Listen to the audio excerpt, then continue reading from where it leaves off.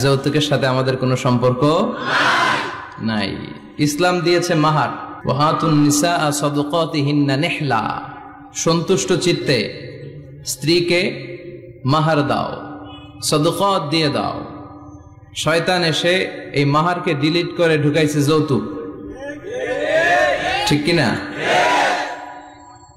একটা বর, মুসলিম বর কেমন করে যৌতুক দাবি করে? একটা কন্যা হচ্ছে বাবার জন্য তার কলিজা। আমার 2 মেয়ে আছে, আমি জানি। তো মেয়েকে দিল মানে তো বাবা তার কলিজাটাই ছিঁড়ে দিল।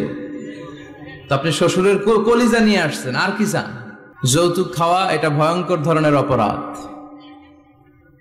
যৌতুক খাওয়ার চেয়ে কুকুরের গোশত খাওয়া ভালো, কারণ কুকুরের গোশত খেলে একটা গুনাহ, হারাম খাওয়ার গুনাহ, আর যৌতুক খেলে ডবল গুনাহ। একে তো যৌতুক খাওয়া হারাম, হারাম খাওয়ার গুনাহ, 2 হচ্ছে শ্বশুরের উপর জুলুম করার গুনাহ। ওয়া যুলমু যুলমাত ইয়াউমাল কিয়ামা, জুলুম, অত্যাচার, operation in the day of রেজারেকশনে আল্লাহ তাআলা এটাকে আপনার ঘাড়ে চাপাবে, অন্ধকার করে দিবে, আপনি চোখে মুখে কিছুই দেখবেন না। এজন্য যৌতুকের সাথে আমাদের কোনো সম্পর্ক দেখবেন যারাই যৌতুক খায় এদের ঘরে কিলাকিলি আছে না নাই? বউয়ের সাথে ভালোবাসাও বিনিময় করতে পারে না, ঠিক কি না?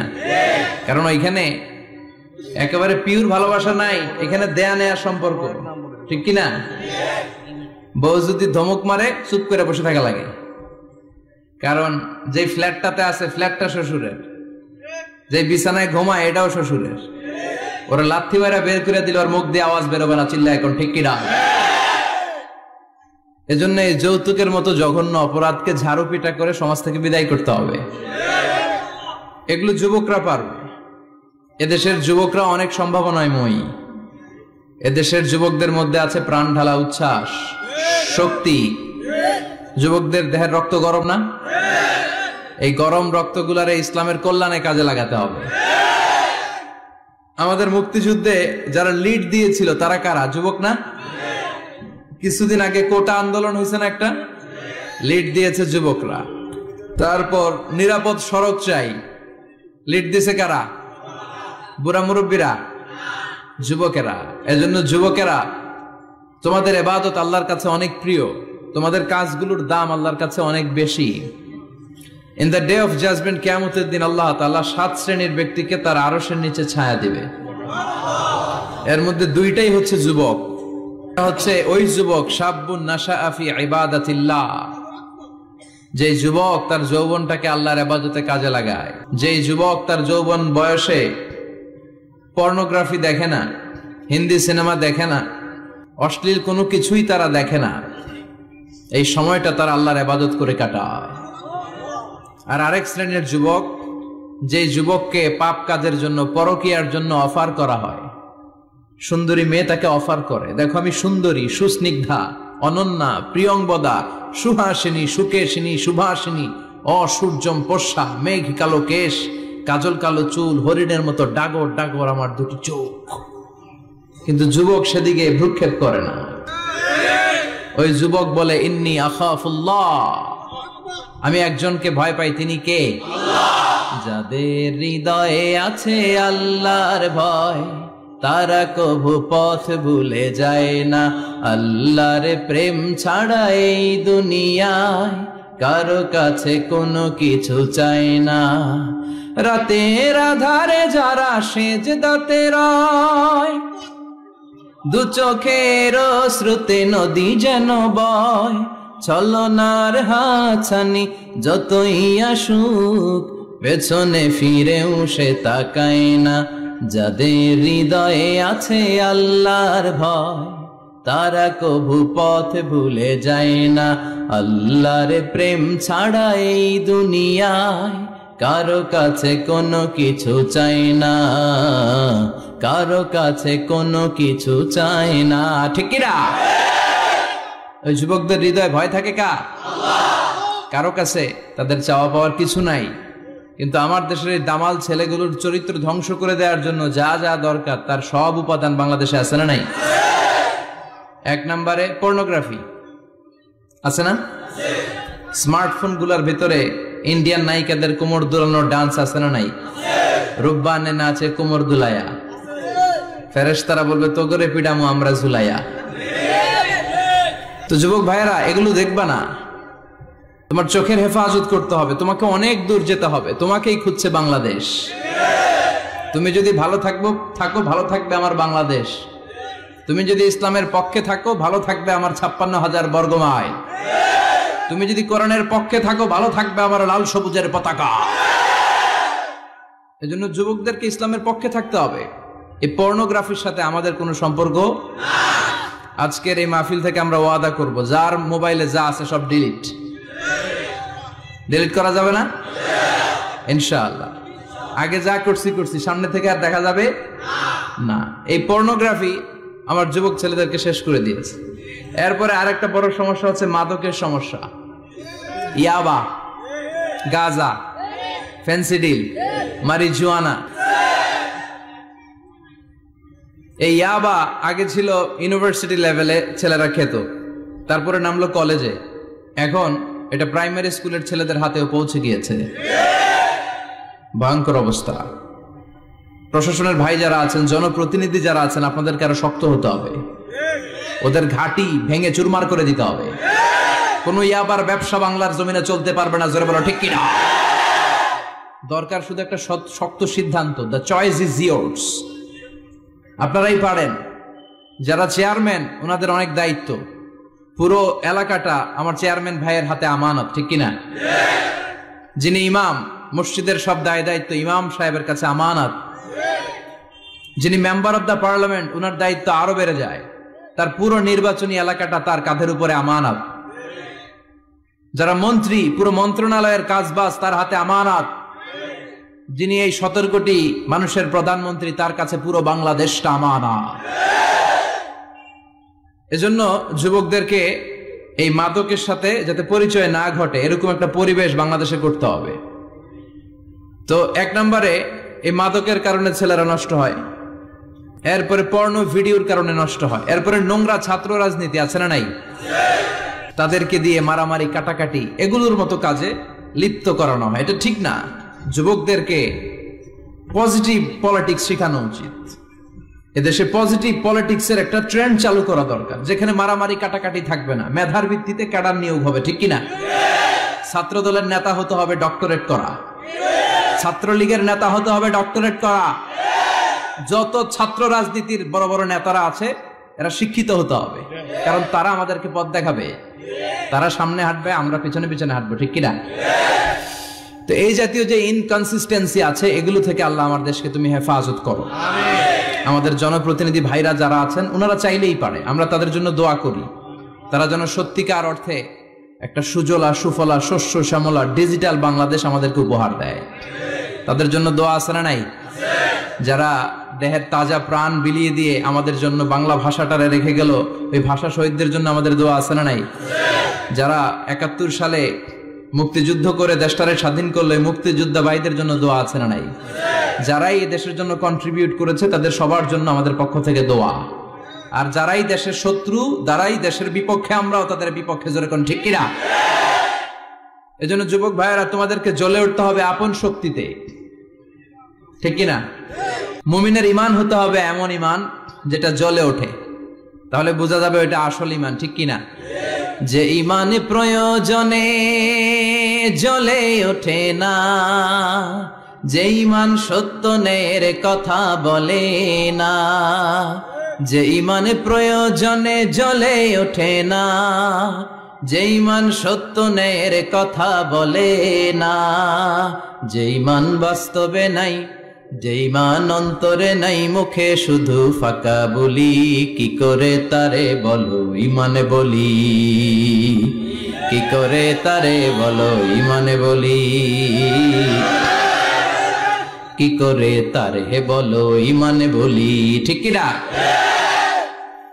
যে ঈমান ঈমানে ভুলে নাস্তিকতার মঞ্চে ওঠে, এরকম আছে না নাই।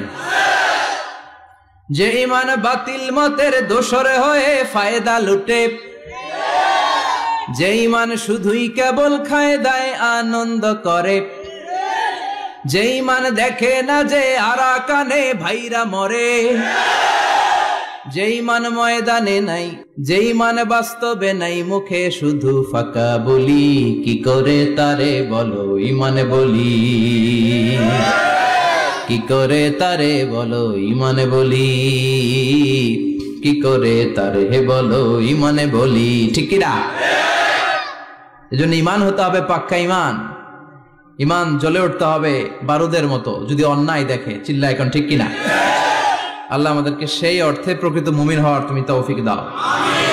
আজকের মাহফিলে আসতে পেরে আমরা খুশি না বেজার? আসুন আল্লাহর দরবারে আমরা ফরমালি শুকরিয়া জানাই। আমরা পড়ে নেই কালিমাতু শুকর, আলহামদুলিল্লাহ।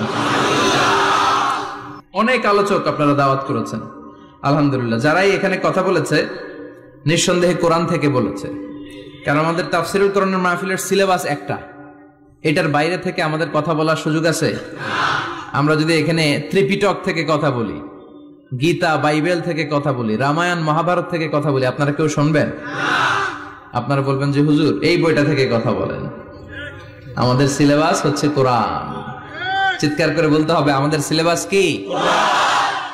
কোরআন। এই কোরআন দিয়ে দেশের সব আইনগুলো হোক, আমরা চাই কি চাই না? এই কোরআনটা সংসদ ভবনে থাক, চাই কি চাই না? ক্যান্টনমেন্টে থাক, চাই কি চাই না? সচিবালয়ে থাক, চাই কি চাই না? দেশের প্রতিটি অঙ্গনে কোরআনের কথাগুলো ছড়িয়ে পড়ুক। কোরআনের আলোতে আমরা যেন আলোকিত হই। আল্লাহ বলেছেন, this is the book whereof there is no doubt in it and a guidance to those who are muttaqin। এটা এমন বই যে বই একটাও ভুল নাই, আছে? একটাও সন্দেহ নাই, আছে? এজন্য ছেলে মেয়েদেরকে কোরআন পড়াবেন, রাজি আছেন তো? কোরআন যেন প্রতিদিন আমাদের তেলাওয়াত হয়, একটি আয়াত হলেও যেন প্রতিদিন আমরা বঙ্গানুবাদ পড়ি। মাতৃভাষায় কোরআনটাকে বুঝতে হবে, এটা সবচেয়ে বড় ফরজ। বাংলা বুঝি না এমন কি কেউ এখানে আছেন? নাই। তো আমরা সবসময় এই বইটা থেকে কথা শুনি। এই বইটা সবার, এই বইটা বিএনপির ভাইদের, এটা আওয়ামী লীগের ভাইদের, এটা জাতীয় পার্টির ভাইদের, এটা জামাত ইসলামের, এটা পীরের মুরিদের, এটা তাবলীগের ভাইদের, এটা আস্তিকদের, এটা নাস্তিকদের, এটা হিন্দুদের। এটা আলাদা কারণ, এটা সবার। এই কিতাবটা হিন্দুদেরও কিতাব, ওরা পড়ে না তো আমি কি করব? ইসলাম এটা কি কুক্ষিগত আমার বাপের ধর্ম? সবার ধর্ম, সবার। ওরা মানে না তো আমি কি করব? বিশ্বনবী উনি সবার নবী। বিশ্বনবী কি শুধু আমাদের নবী? উনি হিন্দুদেরও নবী, উনি বৌদ্ধদেরও নবী, উনি অগ্নি উপাসকদেরও নবী, উনি নারীদের নবী, উনি পুরুষদের নবী, উনি আরবদের নবী, উনি অনারবদের নবী, উনি বিশ্বনবী। উনি বিশ্বনবী, সবার জন্য এসেছেন। as a father, as a husband, as a lawgiver, as a lawmaker, as a reformer of the society, as a commander, as a messenger, Muhammad is the superman of the world. স্বামী হিসেবে, বাবা হিসেবে, নেতা হিসেবে, সমাজ সংস্কারক হিসেবে, আইন প্রণেতা হিসেবে, সর্বোপরি একজন নবী হিসেবে মুহাম্মদ সাল্লাল্লাহু আলাইহি ওয়াসাল্লাম গোটা বিশ্বের মানুষের কাছে সুপারম্যান। সুপারম্যান ছিলেন তো, যে সবকিছু করে দেখাতে পারে আল্লাহর রহমতে। বিশ্বনবীকে তো আল্লাহ এই বরকত দিয়েছে। বিশ্বনবীর হাতে বরকত, পায়ে বরকত। বিশ্বনবী যদি কোনো বাচ্চার মাথায় হাত বুলিয়ে দিত, ওই বাচ্চার মাথার চুল বড় হয়ে যেত। এক ভণ্ড নবী আসলো, মুসাইলামাতুল কাযযাব, সে কয় আমিও নবী। সবাই কয় তাহলে তুমিও আমাদের বাচ্চার মাথায় হাত বুলায় দাও। মোহাম্মদ তো হাত বুলায় দিলে বাচ্চার মাথায় চুল বড় হয়। মুসাইলামা কয় নিয়ে আয় বাচ্চা। বাচ্চা নিয়ে আসছে, বাচ্চার মাথায় হাত বুলায় দিস, চুল তো বড় হয় না। আর মাথা ছিল আজীবন টাক মাথা। যে বাচ্চার মাথার মধ্যে এই বেয়াদবের হাত লেগেছে, ওই বাচ্চার মাথাটা আজীবন ছিল টাক, চুল বড় হবে তো দূরের কথা। কি বরকতের নবী! অনেক সাহাবী এসে বলছেন, ইয়া রাসূলুল্লাহ, আমাদের কুয়ার মধ্যে পানি নাই, কি করব? বিশ্বনবী যে কুলি করে কুলির পানি কুয়াতে ফেলেছে, মুহূর্তের মধ্যে পাম্প মেশিন দিয়ে পানি উঠালে যেমনি পানি উঠতে থাকে, পুরো কুয়ার পানি উপচে উপরে ওভারফ্লো হতে শুরু করেছে। অনেক জায়গায় কুয়ার পানি লবণাক্ত, সাহাবারা খেতে পারে না। ইয়া রাসূলুল্লাহ, আমাদের কুয়ার পানি লবণাক্ত। বিশ্বনবী ওযু করে আবার কুলির পানি ছাড়লেন, মুহূর্তের মধ্যে লবণাক্ত কুয়ার পানি মিঠা পানিতে পরিণত হলো। যেখানে হাত দিয়েছেন ওখানেই বরকত আছে না নাই? এজন্য বিশ্বনবীর সুন্নাহ আছে, যেখানে আমরা আছি। আসুন আমরা সরাসরি কোরআনের দিকে যাই, কারণ এই কিতাবে অনেক বরকত। আমি আমার খুতবার শুরুতে আল কোরআন আল কারীমের 29তম পারার একটি সূরা সূরাতুল ইনসান, এই সূরার একটি আয়াত তেলাওয়াত করেছি। এই সূরার আলোকে আজকের এই চমৎকার রজনীতে আমরা কিছু কথা শুনবো ইনশাআল্লাহ। পড়েন। এখন যেমনি আপনারা চুপচাপ, শেষ পর্যন্ত চুপচাপ থাকবেন তো? নাকি ওঠা বসা করবেন না? তাহলে আদব নষ্ট হবে। আদব নাই তো কিচ্ছু নাই, আদব আছে তো সব আছে, ঠিক কি না? সূরার নাম হচ্ছে সূরাতুল ইনসান। সবাই বলেন সূরার নাম, আরো জোরে বলেন ইনসান। 29তম পাড়ায় অবস্থিত। কোন পাড়ায়? 31টা আয়াত। কয় আয়াত? এই সূরাটা মাক্কি সূরা। কি সূরা? বিশ্বনবীর জীবনে দুইটা পর্ব, একটা মাক্কি পর্ব আর একটা মাদানী পর্ব। হিজরতের আগে যে সূরা নাজিল হয়েছে এগুলো মাক্কি, হিজরতের পরে যা নাজিল হয়েছে এগুলো মাদানী। এটা বিশ্বনবীর হিজরতের আগে নাজিল হওয়ার সূরাগুলোর অন্তর্ভুক্ত, ঠিক কি না? ঠিক এতটুকু কথাবার্তা ক্লিয়ার না? এবার আসেন সামনে যাই। সূরাতুল ইনসানই শুধু সূরাতুল ইনসানের নাম নয়, এছাড়াও এ সূরার আরেকটা নাম আছে। সে নামটা হচ্ছে সূরাতুদ দাহার। হাফেজ আছো কারা কারা? দেখি হাত তোলো। অনেক আছে, মাশাআল্লাহ মাশাআল্লাহ। তো কিছু কিছু কোরআনে এই সূরাটার নাম লেখা থাকে সূরাতুল ইনসান, কিছু কিছু জায়গায় লেখা থাকে সূরাতুল দাহার, হিনুম মিনাত দাহার। যেহেতু প্রথম আয়াতে দাহারের কথা আছে, আবার হাল আতা আলাল ইনসান, ইনসানের কথাও আছে, এজন্য কোন নুসখাতে এই সূরার নাম সূরাতুল ইনসান, আবার কোন নুসখায় এই সূরার নাম সূরাতু আদ-দাহার। এই সূরাটা বুখারীর বর্ণনায়, বুখারী সহিহ বুখারীতে এসেছে যে বিশ্বনবী সাল্লাল্লাহু আলাইহি ওয়াসাল্লাম জুমার দিন ফজরের নামাজের যে ফরজ 2 রাকাত, এই ফরজ 2 রাকাতের দ্বিতীয় রাকাতে এই সূরাটা বিশ্বনবী পড়তেন। প্রথম রাকাতে সূরাতুস সাজদা পড়তেন, আলিফ লাম মিম তানজিলুল কিতাব লা রাইবা ফি মির রাব্বিল আলামিন। প্রথম রাকাতে সূরাতুস সাজদা, আর দ্বিতীয় রাকাতে পড়তেন সূরাতুল ইনসান। সুবহানাল্লাহ পড়েন। ইনসান শব্দের অর্থ হচ্ছে মানুষ। ইনসান মানে কি? সবাই বলেন। আপনারা কি? আমরা কি? আমরা মানুষ। তাই মানুষের নামে আল্লাহ কোরআনে সূরা দিলেন, এজন্য জিনেরা মাইন্ড করার সুযোগ নেই। জিনদের নামেও সূরা আছে। কি নাম? সূরাতুল জিন। মানুষ হচ্ছে কোরআনের সেন্ট্রাল থিম, কেন্দ্রীয় আলোচ্য বিষয়। খুব ভালো করে খরগোশের মতো কানটা খাড়া করে শুনবেন। মানুষ হচ্ছে কোরআনের কেন্দ্রীয় আলোচ্য বিষয়, central theme of the holy Quran, subject matter, central subject matter of the holy Quran. কোরআনের কেন্দ্রীয় আলোচ্য বিষয় হচ্ছে কি?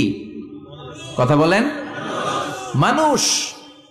মানুষকে নিয়ে কোরআনে যত কথা, মানুষকে নিয়ে যত আয়োজন, সবকিছু মানুষকে নিয়ে। এজন্য মানুষই হচ্ছে কোরআনের কেন্দ্রীয় আলোচ্য বিষয়। চিল্লায় পড়েন আল্লাহু আকবার। আবার আল্লাহ বললেন গোলাম। এই কোরআনের প্রথম সূরার নাম ফাতিহা, দ্বিতীয় সূরার নাম হলো আল বাকারা। বাকারা শব্দের অর্থ হলো গাভী। আর এই কোরআনের সর্বশেষ সূরার নাম হলো সূরাতুন নাস। নাস মানেও মানুষ। আল্লাহ বুঝাতে চাইলেন কোরআন শুরু করেছি প্রাণীর নামে একটা সূরা দিয়ে, আর এই কোরআনটারে শেষ করেছি মানুষের নামে একটা সূরা দিয়ে। তার মানে এই কোরআনটা যদি ভালোভাবে হৃদয়ঙ্গম করতে পারো, তোমাদের মধ্যে পশুত্বের যে প্রবৃত্তি আছে, পশুত্ব দূর হয়ে তুমি মানুষের মতো মানুষ হয়ে যাবা। কোরআন পড়লে আপনার মধ্যে পশুত্ব থাকবে না, আপনি মানুষ হবেন, মানুষের মতো মানুষ। কিসের মতো? এই পৃথিবীতে মানুষ হওয়া সবচেয়ে কঠিন, মানুষের বড় অভাব। অনেকে বলবেন কি বললেন হুজুর, পৃথিবীতে প্রায় 600 কোটি মানুষ আর আপনি কোন মানুষের অভাব। আসলে 600 কোটি যা দেখা যায় এগুলো মানুষ না, এগুলো জনসংখ্যা। এজন্য বলা হয় বাড়ছে জনসংখ্যা, কমছে মানুষ। বাড়ছে কি কমছে কি? মানুষ সব মানুষ হতে পারে নাই, মানুষ হওয়া বড় কঠিন। এই কোরআন এসেছে মানুষের মতো মানুষ বানাতে।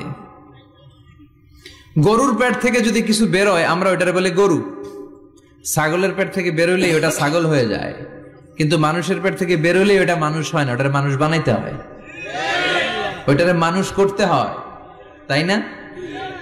আবার ছাগলকে কেউ কোনোদিন বলে না তুই ছাগলের মতো ছাগল হ, গরুকে কেউ কোনোদিন বলছে তুই গরুর মতন গরু হ, কিন্তু মানুষকে বলা হয় তুই মানুষের মতো মানুষ হ। কোরআন এসেছে আমাদেরকে মানুষের মতো মানুষ বানাতে, ঠিক কিনা? আসল মানুষের বড় অভাব, আসল মানুষের বড় সংকট। এই কোরআন এসেছে আমাদেরকে আসল মানুষ বানাতে। কোরআন এসেছে আমাদেরকে মানুষের মতো মানুষ বানাতে। এজন্য যে মা বাবারা চান আপনার ছেলে টেন্ডারবাজ না হোক, চাঁদাবাজ না হোক, 31st নাইটে মেয়েদের ওন্না ধরে টান না দেখ, ফ্যান্সি ডিলের টাকার জন্য আপনারা লাথি মেরে ঘর থেকে বের না করে দেখ, ওই মা বাবারা ছেলে মেয়েদেরকে একটা কিতাব পড়ায় দিবেন। কিতাবটার নাম কি? এই কিতাবটা পড়লে আপনার ছেলেরা শিক্ষিত বানাবে কে? আমি বলি, teach your children the holy Quran, holy Quran will teach your children everything. আপনি আপনার ছেলেরা শুধু কোরআন শিখান, কোরআন আপনার ছেলেরা গোটা দুনিয়াটা শিখাই দিবে। কারণ কোরআনের প্রথম বাণী হচ্ছে পড়ো। Educate yourself, educate your generation. নিজে শিক্ষিত হও, সভ্য হও, সিভিলাইজড হও। শিক্ষার কথা কোরআনে আছে না নাই? কোরআনের প্রথম শব্দটা কি? ইকরা। ইকরা মানে কি? সবাই বলেন প্রথম শব্দটা কি? আল কোরআনের প্রথম বাণী পড়ো, আল হাদিসে নবীর কথা পড়ো। আল কোরআনের প্রথম বাণী পড়ো, আল হাদিসে নবীর কথা পড়ো। পড়ে পড়ে শেখো, শিখে শিখে তুমি তোমার নিজের জীবন গড়ো। সুবহানাল্লাহ পড়ে। কোরআন পড়লেই জীবন গড়া যায়, ঠিক কিনা? তাহলে এই কোরআনকে আল্লাহ তাআলা নাজিল করেছে আমাদেরকে মানুষের মতো মানুষ বানাতে। কি বানাতে? চিল্লায় বলেন, মানুষের মতো মানুষ। মানুষের মতো মানুষ বানানোর জন্য আল্লাহ তাআলা এই কোরআনকে নাজিল করেছে। মানুষকে আল্লাহ এতটা শ্রেষ্ঠত্ব দিয়েছে, মানুষ যদি শ্রেষ্ঠ হয় মানুষ ফেরেশতাকে ছাড়িয়ে যায়, আর মানুষ যদি নিকৃষ্ট হয় তাহলে সে পশুত্বকেও হার মানায়। দলিল কি? দলিল হচ্ছে মেরাজ রজনীতে সাইয়েদনা জিবরাইল সিদরাতুল মুনতাহা পর্যন্ত গেলেন। ওইখান থেকে দুইটা ঝর্ণা বা নদী নেমে গেল। বিষ্ণু বললেন, জিবরাইল এই নদী দুইটা কোন নদী? সাইয়েদনা জিবরাইল বললেন, এই দুইটা নদী সিদরাতুল মুনতাহা থেকে পৃথিবীর দিকে নেমে গিয়েছে। আর একটা হচ্ছে ইরাকের ফোরাত নদী, আর একটা হচ্ছে মিশরের নীল নদী। এরপরে সাইয়েদনা জিবরাইল বললেন, ইয়া রাসূলুল্লাহ, ইয়া হাবিবাল্লাহ, এই জায়গার নাম হলো সিদরাতুল মুনতাহা। এখানে একটা বড়ই গাছ আছে, এটা হলো আমার লাস্ট ডেস্টিনেশন, বর্ডার এরিয়া। এই বর্ডার এরিয়ার উপরে যাওয়ার ক্ষমতা আমার নাই। 1 ইঞ্চি উপরে গেলে আমার পাখাগুলোর জ্বালিয়ে সারখার করে দিবে কে? সৃষ্টির শুরু থেকে আজ পর্যন্ত যত নবীর কাছে আমি ওহী নিয়ে দুনিয়ার বুকে নাজিল হয়েছি গো নবী, এই সিদরাতুল মুনতাহায় কান লাগিয়ে আল্লাহর কথা শুনেছি। আজ পর্যন্ত আমিও আল্লাহরে দেখি নাই। নবী গো, আমি তো আল্লাহরে দেখি নাই, এটা আমার লাস্ট এরিয়া। আমার যে দেখেন আপনি কোরআন নাজিল করে উপরের দিকে উড়াল দিতে, আমি উড়াল দিয়ে এখানে এসে বসে থাকি। সুবহানাল্লাহ পড়ো। এর উপরে আমি যেতে পারবো না, পাখাগুলো জ্বলে যাবে, যাওয়ার পারমিশন নাই। তবে আপনারে পারমিশন দিছে কে? আল্লাহ। আমি এইখানে দাঁড়িয়ে রইলাম, আপনার মিটিং আল্লাহর সাথে শেষ করে আপনি নেমে আসেন গো নবী। নবী যান, আপনার মিটিং এর জন্য, আপনাকে সারপ্রাইজ দেওয়ার জন্য আপনার অপেক্ষায় আল্লাহ অপেক্ষমান। সুবহানাল্লাহ। তার মানে ফেরেশতা যেখানে শেষ, বিশ্বনবীর খেলা এখানে শুরু, ঠিক কি না? জিব্রাইল ওখানে থেমে গিয়েছে, আর যেতে পারে না। জিব্রাইল যেখানে শেষ, বিশ্বনবীর যাওয়া শুরু। তার মানে মানুষ যদি শ্রেষ্ঠ হয় সে ফেরেশতাকে ছাড়িয়ে যায়, আর মানুষ যদি নিকৃষ্ট হয় তাহলে সে পশুকেও হার মানায়, ঠিক কিনা? আপনি কখনো শুনছেন একটা সিংহ আর একটা সিংহকে মারে? একটা বাঘ আর একটা বাঘকে মারে না, একটা হরিণ আর একটা হরিণকে মারে না, একটা হাতি আর একটা হাতিকে হত্যা করে না, কিন্তু একটা মানুষ আর একটা মানুষকে হত্যা করে না? আপনি কখনো শুনবেন না যে একটা বাঘ আর একটা বাঘকে হত্যা করে 10 টুকরা করছে? শুনছেন? একটা হাতি আর একটা হাতিকে মেরে 30 টুকরা করছে? শুনছেন? কিন্তু মানুষ আর একটা মানুষকে শুধু নৃশংসভাবে হত্যাই করে না, হত্যা শেষে তাকে 10 টুকরা করে, 15 টুকরা করে, 30 টুকরা করে বস্তাবন্দি করে। চিল্লা এখন ঠিক কিনা? পাওয়া যায় না এরকম লাশ? গুম করে ফেলছে, ক্রস ফায়ার করে ফেলছে, মেরে ফেলছে, হাত পা বেঁধে, চোখের রশি বেঁধে বস্তার ভিতরে ভরে ক্ষেতের মধ্যে ফেলে দিস। 3 দিন 4 দিন পর এরকম লাশটা ফুলে উঠছে, পাওয়া যায় না। পত্রিকায় বিভৎস লাশ দেখে আমরা অবাক হই। কোন প্রাণী এমনটা করে না। মানুষ মানুষকে মেরে টুকরা টুকরা করে। একটা ছাগল বনের সব ছাগলগুলোরে মেরে ফেলতে চায় না। একটা হাতি ওই জঙ্গল থেকে সব হাতিগুলোকে শেষ করে দিতে চায় না, কিন্তু মানুষ আগুন জ্বালিয়ে জনপদের পর জনপদ ছারকার করে দেয়, গুলি মেরে এলাকার পর এলাকা ঝাঁঝরা করে দেয়। দ্বিতীয় বিশ্বযুদ্ধের সময় আমেরিকা জাপানের 2টা সিটিতে 2টা বোমা মেরেছে, হিরোশিমা নাগাসাকি। হিরোশিমাতে মেরেছে লিটল বয়, নাগাসাকি শহরে ফেলেছে ফ্যাটম্যান। যে পাইলট গুলো বোমা মারতেছে নিচে, ওই পাইলট গুলো মানুষ না? মানুষ। আর যাদেরকে মারার জন্য মারতেছে তারাও কি মানুষ। মানুষ এতটাই নিকৃষ্ট হতে পারে, সে তার জনপদের সবাইকে ছারখার করে দেয়, তার গোষ্ঠীর সবাইকে মেরে ফেলতে কুণ্ঠাবোধ করে না। চিল্লা এখন ঠিক কিনা? এজন্য আল্লাহ ডেকে বললেন, লাহুম কুলুবুল লা ইয়াফকাহুনা বিহা ওয়া লাহুম আ'য়ুনুল লা ইউবসিরুনা বিহা ওয়া লাহুম আযানুল লা ইয়াসমাউনা বিহা উলাইকা কাল আনআমি বাল হুম আদাল উলাইকা হুমুল গাফিলুন। আল্লাহ বললেন ওদের চোখ আছে, ওরা চোখ দিয়ে দেখে না। হৃদয় আছে, হৃদয় দিয়ে তার ভাইয়ের জন্য তার মায়া লাগে না। কান দিয়ে আকুতি চিৎকার এই কথাগুলো শুনতে পায় না। উলাইকা কাল আনআম, দেখতে এদের হাত আছে, পা আছে, চোখ আছে, দেখতে মানুষের মতো, আসলে এগুলো মানুষ না, এগুলো পশু। বালহুম আদাল, পশুর চেয়েও খারাপ, ঠিক কি না? এগুলো শুধু পশুই না, এগুলো পশুর চেয়েও খারাপ। তো এই কোরআন যদি আপনি পড়েন, আপনার এই পশুত্বের মনোভাবটা দূর হয়ে যাবে, আপনি মানুষের মতো মানুষ হতে পারবেন, ঠিক কিনা? এজন্য আল্লাহ মানুষের নামে একটা সূরা দিলেন, সূরার নাম আল ইনসান। সূরার নাম সবাই বলেন আরো জোরে। ইনসান মানে কি? আরো জোরে কোন? আমরা সবাই কি মানুষ। মানুষ নিয়ে মানুষের মধ্যেও কৌতূহলের শেষ নাই। বিজ্ঞানীদের মতে মানুষ হচ্ছে হোমোস্যাপিয়েন্স গ্রুপের একটা প্রজাতি, যার বিবেক আছে, বাক শক্তি আছে, বুদ্ধি আছে, চেতনা আছে, উপলব্ধি করার মতো ক্ষমতা আছে। চিল্লা এখন ঠিক কিনা? মানুষের আসল রূপটা কি, মানুষ আসলে কেমন, এ নিয়ে মানুষেরই গবেষণার শেষ নাই।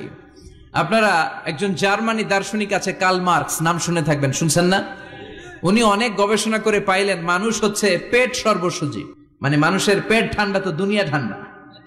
উনি গবেষণা করে পাইছে মানুষের পেট ঠিক তো সব ঠিক। উনার পরে আরেক দার্শনিক আসলো, ওনার নাম হচ্ছে ভ্লাদিমির লেনিন।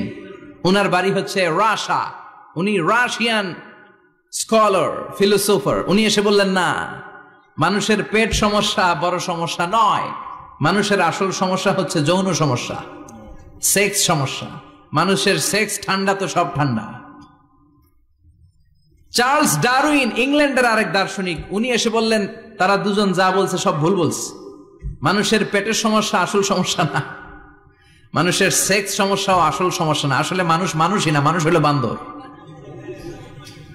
মানুষ কি বানর থেকে সময়ের বিবর্তনে, কালের বিবর্তনে বানরগুলো মানুষ হয়ে গিয়েছে। মাথার তার যদি একটু ঢিলা হয়, যা হয় আর কি। তাহলে একদল বলে মানুষের পেটের সমস্যা বড় সমস্যা, আরেক বুদ্ধিজীবীরা বলে মানুষের খাদ্যের সমস্যা বড় সমস্যা, কেউ বলে যৌন সমস্যা বড় সমস্যা, আরেক আবাল বলে মানুষ মানুষ না, মানুষ হলো বান্দর। আল্লাহ বলে একটাও ঠিক কইতে পারে নাই, ঠিক কি না? আল্লাহ বলে মানুষ তাদের পেটের সমস্যা বড় সমস্যা নয়, মানুষের যৌন সমস্যা বড় সমস্যা নয়, কশিন কালেও মানুষ বানর নয়। মানুষকে আমি আল্লাহ নিজ তত্ত্বাবধানে তৈরি করেছি। মানুষ হলো আশরাফুল মাখলুকাত। মানুষ কি আশরাফুল মাখলুকাত, গোটা সৃষ্টিকুলের মধ্যে সেরা। এজন্য নূরের ফেরেশতাও মানুষকে সেজদা দিতে বাধ্য হয়েছে। চিল্লা এখন ঠিক কিনা? তুমি মাটির আদমকে প্রথম সৃষ্টি করিয়া ঘোষণা করিয়া দিলে শ্রেষ্ঠ বলিয়া, তাই তো নূরের ফেরেশতা করে আদমকে সেজদা, ঠিক কি না? তাই তো নূরের ফেরেশতা করে আদমকে সেজদা, সবার চেয়ে সম্মান দিলে মাটির আদমকে। পড়েন আল্লাহু আল্লাহু তুমি জাল্লে জালালুহু, শেষ করা তো যায় না গে তোমার গুণগান। আল্লাহু আল্লাহু সুবহানাল্লাহ পড়েন। আল্লাহ বলেন পেটের সমস্যা সমস্যা, কিন্তু আসল সমস্যা না। মানুষের যৌন সমস্যা বড় সমস্যা, কিন্তু আসল সমস্যা না। মানুষ বানর নামের প্রজাতির ভেতর দিয়ে মানুষ হয় নাই, মানুষকে আমি নিজে তৈরি করেছি, মানুষকে আমি আশরাফুল মাখলুকাত বানিয়েছি। সুবহানাল্লাহ। বুখারীর বর্ণনা, লাম্মা খালাকাল্লাহু আদামা ওয়া কানা তুলুহু 60 যিরাআন, আল্লাহ যখন সাইয়েদনা আদমকে তৈরি করলেন 60 হাত লম্বা করে তৈরি করলেন। কয় হাত? আপনি কয় হাত? আমি কয় হাত? আমরা কয় হাত? কিন্তু আদম ছিল কয় হাত? সুবহানাল্লাহ কইবেন না? আপনারা যখন জান্নাতে প্রবেশ করবেন, বুখারীর ওই বর্ণনাতে এসেছে, মানুষরা যখন জান্নাতে প্রবেশ করবে প্রতিটা মানুষ 60 হাত লম্বা হয়ে প্রবেশ করবে। এই দুনিয়াতে দাড়ি রাখার জন্য বিশ্বনবী আদেশ করেছেন, কিন্তু জান্নাতে যারা যাবে এদের দাড়িও থাকবে না, মোছও থাকবে না, গায়ের মধ্যে পশমও থাকবে না। সুবহানাল্লাহ বাড়িতে গিয়া চিৎকার করে পড়েন আল্লাহু আকবার। তার মানে মানুষ হলো আশরাফুল মাখলুকাত, গোটা বিশ্বের মধ্যে সেরা। আল্লাহ বললেন আদমকে আমি নিজ হাতে তৈরি করেছি। লাম্মা খালাকাল্লাহু আদম ওয়া কানা তুলুহু 60 যিরাআন, 60 হাত লম্বা করে আদমকে বানিয়েছি। আদমকে সব সৃষ্টির মধ্যে শ্রেষ্ঠত্বের মানদণ্ডে উন্নীত করে আদমকে আমি আশরাফুল মাখলুকাত বানিয়েছি। সুবহানাল্লাহ। আমরা আশরাফুল মাখলুকাত, ভালো লাগে না শুনতে? আমরা হচ্ছি খলিফাতুল্লাহি ফিল আরদ, ইন্নী জাইলুন ফিল আরদি।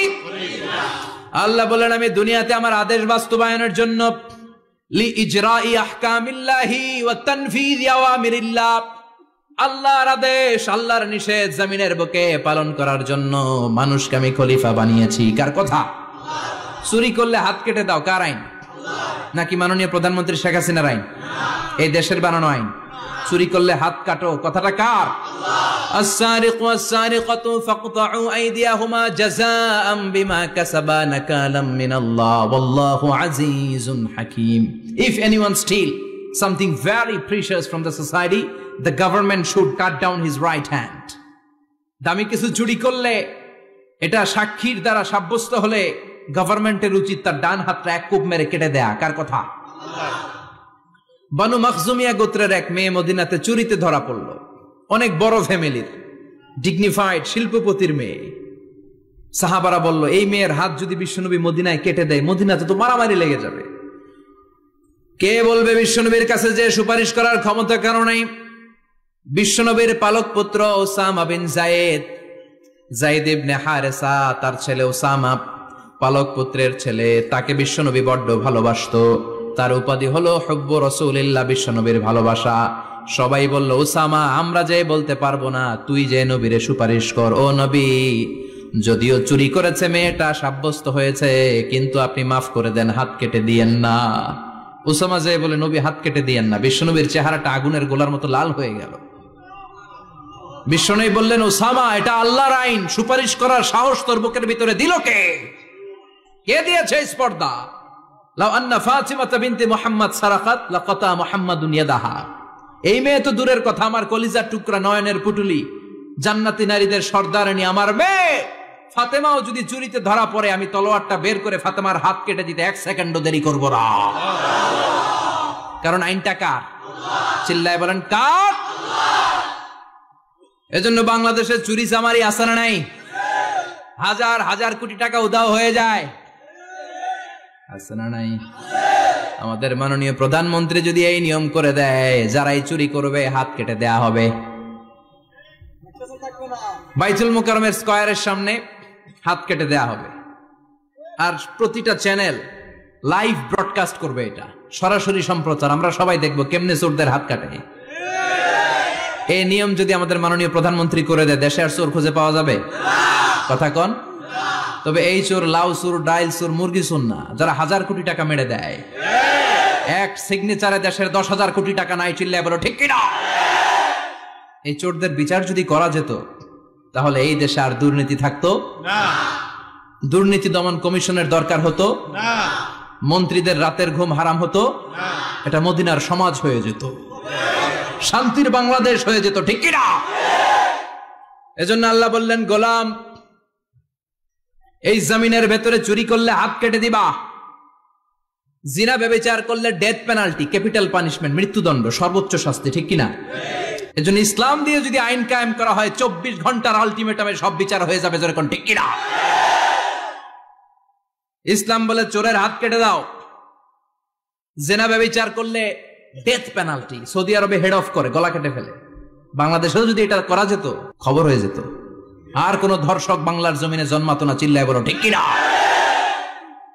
আল্লাহ বলেন, আমি মানুষকে খলিফা বানিয়েছি আমার এই হুকুম আহকামগুলো বাস্তবায়নের জন্য।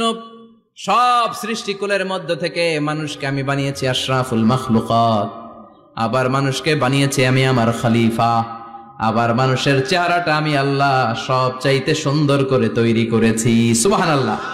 লাকাদ খালাকনাল ইনসানা ফি আহসানি তাকওয়িম। আমি মানুষের চেহারাটা সব চাইতে চমৎকার অবয়ব দিয়ে তৈরি করেছি রে গোলাম। সুবহানাল্লাহ। পৃথিবীতে যত প্রাণী আছে সব সৃষ্টির মধ্য থেকে আমাদের সৃষ্টিটা সুন্দর না?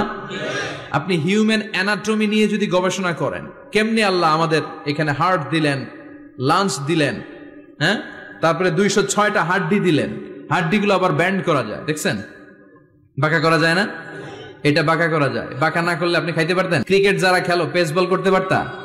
স্পিন বল, হ্যাঁ, অফিস স্পিন, লেগ স্পিন, কয় হুজুরও জানে কেমনে রে, তোর থেকে শিখছি বেটা। তো এই যে ছেলেপেলারা এরকম অফ স্পিন করে, লেগ স্পিন করে, এগুলো হচ্ছে আল্লাহর দেয়া কারিশমা। হাত ঘুরানো যায়। আল্লাহ যদি এটাকে এরকম ব্যান্ড করার সুযোগ না দিতেন, করতে পারতাম?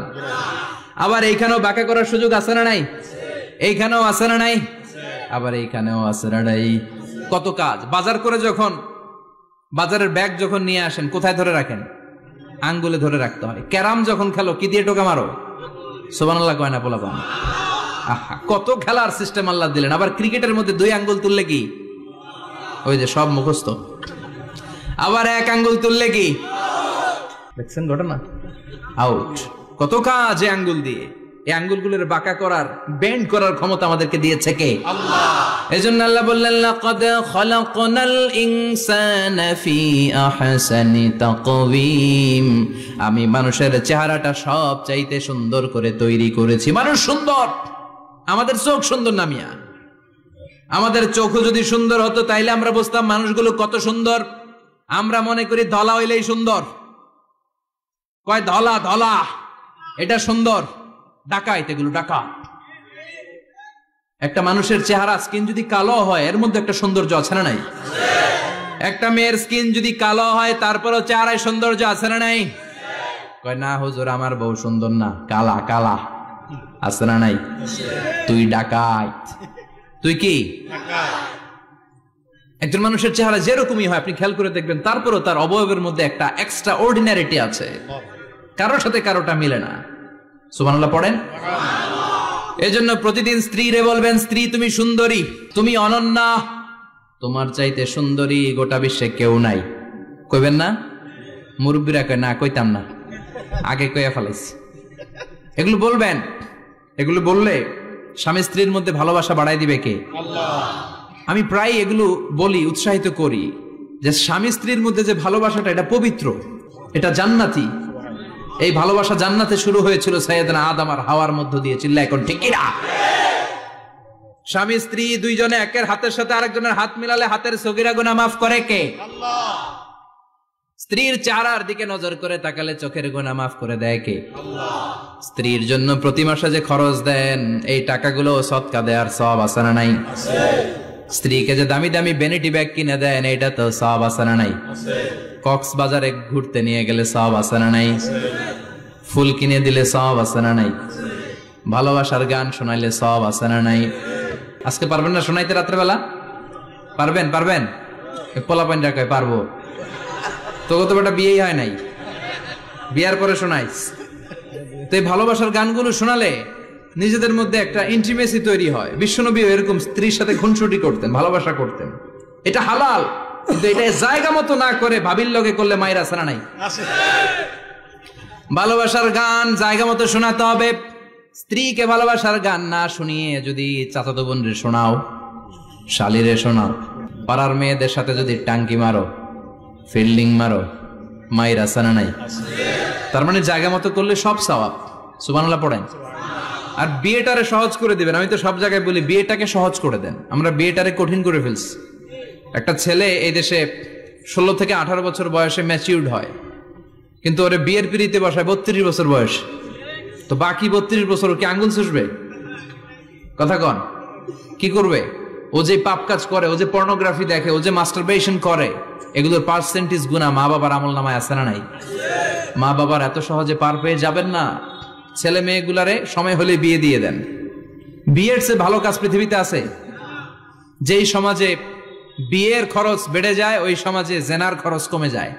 বিয়ে করতে লাগে 10 লাখ, জেনা করতে লাগে 500 টাকা। কথা কন। এজন্য জেনাকে সহজ করবেন না বিয়েকে সহজ করবেন? বিয়ের কথা কইলেই পোলারা কয় তুই নিজের পায়ে দাঁড়া। তো এতদিন ও কার পায়ে দাঁড়াইছে? সহজ করবেন তো? আল্লাহ তুমি বোঝার তৌফিক দাও। এরপর আল্লাহ বললেন, আমি মানুষকে শুধু আশরাফুল মাখলুকাতি বানাই নাই, আমার খলিফাই বানাই নাই। মানুষের চেহারাটা শুধু আমি সুন্দর করে দেই নাই, গোটা বিশ্বের মধ্যে মানুষকে আমি সবচাইতে শক্তিশালী করেছি। সবচেয়ে শক্তিশালী কে? মানুষ। চিল্লায় বলেন শক্তিশালী কে?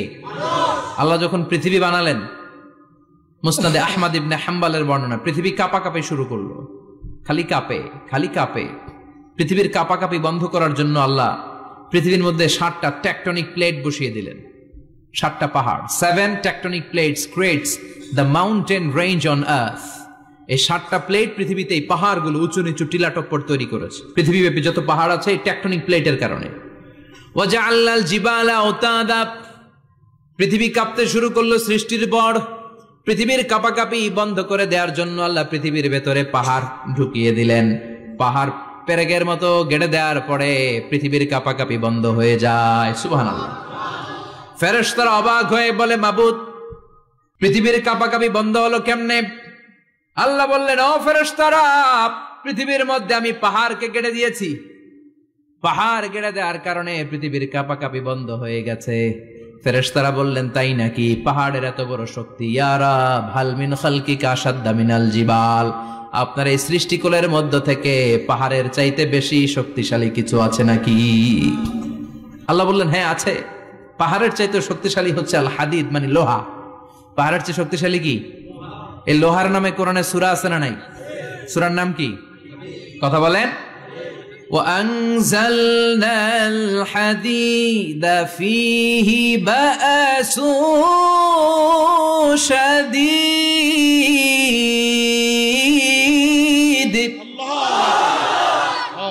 আমি আকাশ থেকে জমিনের মধ্যে হাদিদ মানে লোহা পাঠিয়েছি। লোহার মধ্যে আছে প্রচন্ড শক্তি। ওয়া মানাফিউ লিন-নাস, লোহার মধ্যে আছে মানুষের জন্য উপকার। পৃথিবীতে এমন কোন জিনিস নাই যে এই জায়গায় লোহা নাই, ঠিক কি না? বিমান বানাতে লোহার দরকার আছে না নাই? ঘড়ি বানাতে দরকার আছে না নাই? আংটি বানাতে দরকার আছে না নাই? গাড়ি বানাতে, বাড়ি বানাতে, সব বানাতে কি লাগে? লোহা। আল্লাহ বললেন লোহা সবচেয়ে শক্তিশালী। এটা পাহাড়ের চেয়ে শক্তিশালী, কারণ লোহা পাহাড়ের মধ্যেও ঢুকায় দেওয়া যায়, ঠিক কি না? ফেরেশতারা বললেন, আল্লাহ, হাল মিন খালকিকা আশাদ মিনাল হাদিদ, আপনার এই সৃষ্টিকুলের মধ্যে থেকে লোহার চাইতেও কি শক্তিশালী কিছু আছে? আল্লাহ বললেন, নাআম আছে। লোহার চাইতে শক্তিশালী হলো আন্নার, মানে আগুন। আগুনের স্পর্শ পেলে লোহা গলে যায়, ঠিক কিনা? আগুন জ্বালিয়ে দিলে লোহা অস্তিত্ব হারিয়ে ফেলে, লোহা গলে যায়। ফেরেশতারা বলল, আল্লাহ, হাল মিন খালকিকা আশাদ্দা মিনান নার, আপনার সৃষ্টির মধ্য থেকে আগুনের চাইতেও শক্তিশালী কিছু আছে নাকি? আল্লাহ কয় আছে। সেটা কি? কথা কন। মিঠা নদীর পাহানি, আল্লাহ তোমার মেহেরবানি, সুন্দর ফুল সুন্দর ফল, মিঠা নদীর পাহানি, আল্লাহ তোমার মেহেরবানি। তুমি কতই দিলে রতন, ভাই বেরাদর পুত্র স্বজন, ক্ষুধা পেলে অন্ন যোগাও, মানি চাই না মাহানি, আল্লাহ তোমার মেহেরবানি। সুন্দর ফুল সুন্দর ফল, আল্লাহ তোমার মেহেরবানি। চিল্লায় পড়েন আল্লাহু আকবার। আল্লাহ বললেন, আগুনের চেয়ে শক্তিশালী হলো পানি। আগুনের মধ্যে যদি পানি ঢেলে দেয়া হয় আগুন নিভে যায়, ঠিক কিনা? ফেরেশতারা বলল, আল্লাহ, আল মিন খালকিকা আশাদ্দা মিনাল মা, আপনার সৃষ্টিকুলের মধ্যে পানির চাইতেও শক্তিশালী কিছু আছে নাকি? আল্লাহ কইলেন আছে। সেটা হইল আর রিহ, মানে বাতাস। সুবহানাল্লাহ কোন। কারণ বাতাসের ঝাপটায় পানি দোলা খায়, বাতাসের ঝাপটায় পানির মধ্যে উচ্ছ্বাস তৈরি হয়, সাগরে জলোচ্ছ্বাস হয়, ঠিক কিনা? বাতাস ধাক্কা মারলে পানিতে দোলা লাগে, সিডর হয়, নার্গিস হয়, আইলা হয়, মহাসেন হয়, ঘূর্ণিঝড় হয়। পানির চাইতে বাতাস বেশি শক্তিশালী। ফেরেশতারা অবাক হয়ে বলে, আল্লাহ, তাহলে আপনার সৃষ্টিকুলের মধ্য থেকে বাতাসের চাইতেও শক্তিশালী কিছু আছে নাকি? আল্লাহ কয় আছে। ফেরেশতারা বললেন, বাতাসের চাইতেও শক্তিশালী যদি কিছু থেকে থাকে সেটা কি? আল্লাহ বললেন, সেটা হলো মানুষ, বনি আদম, আল ইনসান। তবে ওই মানুষ যেই মানুষ দান করে, কি করে? ডান হাত যা দান করে, বাম হাত সেটা টের পায় না। সুবহানাল্লাহ। আল্লাকা সিররুন ইনদাল্লাহ বাইনাকা আনতা ওয়া বাইনাল্লাহ, আল্লাকা সাদাকাতুন তাখফা লা ইয়ালামুহা ইল্লাল্লাহ, আল্লাকা সিররুন ইনদাল্লাহ বাইনাকা আনতা ওয়া বাইনাল্লাহ, আল্লাকা সাদাকাতুন তাখফা লা ইয়ালামুহা ইল্লাল্লাহ। সুবহানাল্লাহ পড়েন। তোমার কি এমন কোন আমল আছে নাকি যে আমল আল্লাহ ছাড়া কেউ জানে না? তুমি এমন কোন গোপন দান করেছো নাকি যেই দানটা আল্লাহ ছাড়া কেউ দেখেনি, ঠিক কি না? গোপন দান আল্লাহর রাগকে কমিয়ে দেয়। তাহলে ওই মানুষ ওই বাতাসের চাইতেও শক্তিশালী, যে মানুষ ডান হাতে দান করলে বাম হাতও টের পায় না। মানুষ টের পাওয়া তো দূরের কথা, চিল্লায় পড়েন আল্লাহু আকবার। এজন্য আল্লাহ বললেন, মানুষকে আমি আশরাফুল মাখলুকাত বানালাম, মানুষকে আমি আমার খলিফা বানালাম, মানুষের চেহারাটা সুন্দর করলাম, আবার মানুষকে আমি সব চাইতে শক্তিশালী করে বানালাম। তার এই আল্লাহর কোরআন যদি ঠিক মতো পড়া যায়, মানুষের মতো মানুষ বানিয়ে আপনারা জান্নাতি বানাবে কে? তার মানে এই কোরআন পড়লে মানুষের মতো মানুষ হওয়া যায়। চিল্লায় বলেন, কি হওয়া যায়? সবাই বলেন, মানুষের মতো মানুষ হতে চান তো সবাই? সবাই চাই। আসুন দেখি মানুষের নামে সূরায় আল্লাহ কি বললেন, পড়েন। আউযু বিল্লাহি মিনাশ শাইতানির রাজীম, বিসমিল্লাহির রহমানির রহিম। হাল আতা আলাল الإنسان حين من الدهر لم يكن شيئا مذكورا। আল্লাহ বললেন, মানুষের জীবনের একটা সময় ছিল যেই সময়টা উল্লেখ করার মতো মানুষ কিছুই ছিল না। সুবহানাল্লাহ। প্রত্যেক মানুষের জীবনে এমন একটা সময় ছিল যেই সময়টাতে উল্লেখ করার মতো সে আসলে কিছুই ছিল না, তার অস্তিত্বই ছিল না, সে জিরো ছিল, তাকে জিরো থেকে হিরো বানিয়েছে কে? আল্লাহ। হাল আতা আলাল ইনসান, এই হাল হচ্ছে ইস্তিফহাম তাকরীরি, বিমানা ক্বাদ আতা আলাল ইনসান, অবশ্যই অবশ্যই মানুষের জীবনে এমন একটা সময় এসেছে, লাম ইয়াকুন শাইআম মাযকুরা, উল্লেখ করার মতো সে কিছুই ছিল না। কার কথা? মুফাসসিরিন ইকরাম ইনসান দ্বারা এখানে দুইটা জিনিস বুঝিয়েছেন, এক হলো সাইয়েদনা আদম, আর এক হলো আমরা সবাই। এই পৃথিবীতে মানুষ বানানোর তিন ক্যাটাগরি। ক্যাটাগরি নাম্বার 1, মাও নাই বাবাও নাই, এই সিস্টেম আল্লাহ কার বানাইছে? কথা বলেন। আবার শুধুমাত্র মা আছে বাবা নাই, এই সিস্টেমে কাকে বানালেন? আবার বাবাও আছে মাও আছে, এই সিস্টেমে কারে বানালেন? আমাদেরকে বানালেন। আবার সাইয়েদনা আদমকে আল্লাহ যখন বানালেন, তিনি বানালেন মিন তিনিন লাযিব, এঁটেল মাটি থেকে বানালেন। এঁটেল মাটি দিয়ে কাঠামো বানানো যায় না, স্ট্রাকচার করা যায় না। এঁটেল মাটি জমিন থেকে নিয়ে আল্লাহ রেখে দিলেন 40 বছর। চিল্লায় বলেন, কয় বছর? আর আকাশকে বললেন, ইয়া সামাউ আমতিরি আলাইহি 40 সানা, ও আকাশ, এই মাটির উপরে 40 বছর তুমি বৃষ্টি দাও। 40 বছর এঁটেল মাটির উপরে বৃষ্টি জমতে জমতে জমতে জমতে এটা হয়ে গেল হামাইম মাসনুন, কাদামাটি। সুবহানাল্লাহ পড়েন। কাদামাটি থেকে গেল 40 বছর। কাদামাটি থেকে আল্লাহ সাইয়েদনা আদম আলাইহিস সালামের ডাইস বানালেন। তারপরে আল্লাহ সূর্যরে বললেন, ইয়া শামসু হাররিকি আলাইহি 40 ইয়াউমা, ও সূর্য, এবার আদমের কায়ার উপরে, মূর্তির উপরে তুমি 40 বছর সূর্যের আলো দাও। 40 বছর সূর্যের প্রখর ও তীব্র তির্যক তাপে এবং কিরণে আদম হয়ে গেছে এখন সলসলিন কাল ফাখার, টোকা মারলে ঠন ঠন করে। সুবহানাল্লাহ পড়ে। এখনো রুহের ফুৎকার দেয় নাই, এখনো, কিন্তু কেটে গেছে 120 বছর। 340 কত? 120 বছর চলে গেল। এই বিশাল লম্বা সময়ে আল্লাহ বললেন লাম ইয়াকুন শাইআম মাযকুরা, উল্লেখ করার মতো আদম কিছুই ছিল না। রুহের ফুৎকার যেহেতু দেয় নাই 140 বছর, এটা এঁটেল মাটি, পরে ছিল কাদা মাটি, এরপরে হয়েছে মূর্তি, ঠনঠনে মূর্তি। উল্লেখ করার মতো আদমের জীবনে 124 বছরে কিছুই ছিল না। চিল্লায় বলেন ঠিক কিনা? আবার আমরাও যারা সলিমদ্দি কলিমদ্দি, আমরাও আমাদের মায়ের পেটের ভেতরে প্রথমে ছিলাম 40 দিন। বুখারীর বর্ণনা, ইন্না আহাদাকুম ইউজমাউ খালকুহু ফি বাতনি উম্মিহি 40 ইয়াওমান সুম্মা ইয়াকুনু নুতফাতান মিসলা যালিক সুম্মা ইয়াকুনু আলাকাতান মিসলা যালিক ফায়াতি ইলাইহিল মালাকু ফায়ানফাখু ফীহির রূহ। আমরা যারা সলিমদ্দি কলিমদ্দি, আমরা আমাদের মায়ের পেটের ভেতরে 40 দিন ছিলাম নুতফা, এক ফোঁটা বীর্য। তারপরে 40 দিন ছিলাম আলাকা, রক্তপিণ্ড। তারপরে 40 দিন ছিলাম মুদগা, গোশতপিণ্ড। 3 40 120 দিন। কয় দিন? এই 120 দিনের লম্বা সময়ে লাম ইয়াকুন শাইআম মাযকুরা, উল্লেখ করার মতো আমরা আসলে কিছুই ছিলাম না, কারণ মানুষই তো হয় নাই, ডিফর্ম বেবি, এখনো দেহের আগাগোড়া কিছু হয় নাই। 120 দিন পর ফেরেশতা এসে আমার দেহের মধ্যে ফুৎকার দিয়ে যায়, তখন আমার হার্ট পার্টিশন চালু হয়ে যায়, আমার হার্টবিট চালু হয়, সিস্টোলিক ডায়াস্টোলিক, এই যে ধপ ধপ ধপ, এই প্রেসারটা ছাড়া মানুষ বাঁচে? ফুসফুসের কাজ কি? খালি ধপ ধপ করে, দম টানে আর দম নেয়, দম ফুরাইলে ঠুস।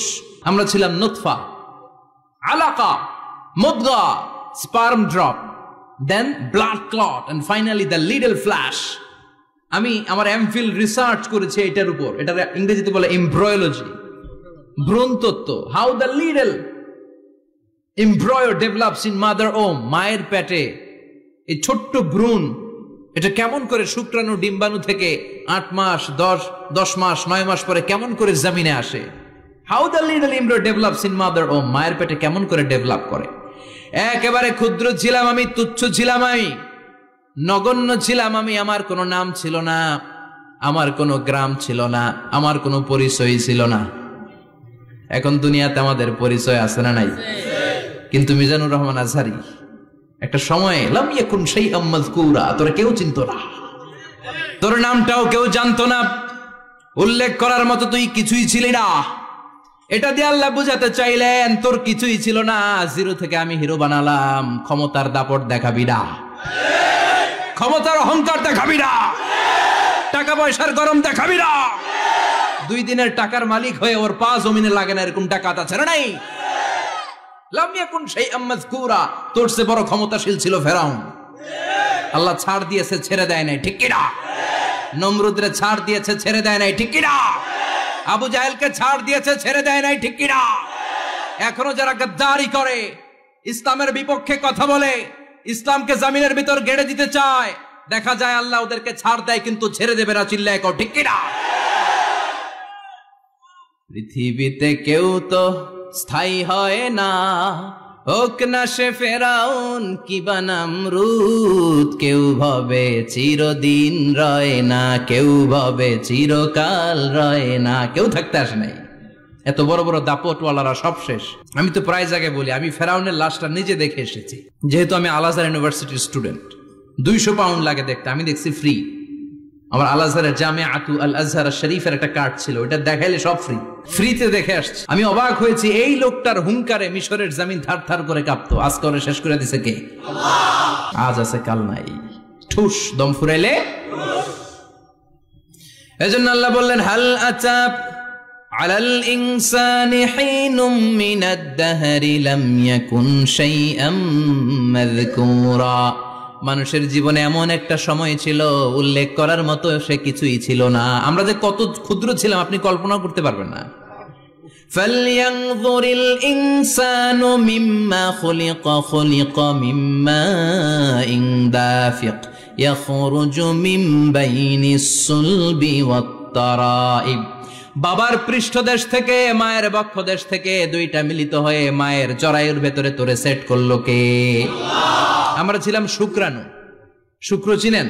স্পার। শুক্রও ছিলাম না আমরা, শুক্রাণু মানে শুক্রের অণু। ডিম্বও আমরা ছিলাম না, আমরা ছিলাম ডিম্বাণু মানে ডিম্বের, আরবিতে বলে আল বুয়াইদা আল উনসাউইয়া। এক ফোঁটা বীর্যের ভেতরে, এক ফোঁটা শুক্রের ভেতরে 20 কোটি অণু থাকা লাগে। ওই 20 কোটির একটা ছিলাম আমি, 20 কোটির একটা ছিলেন আপনি।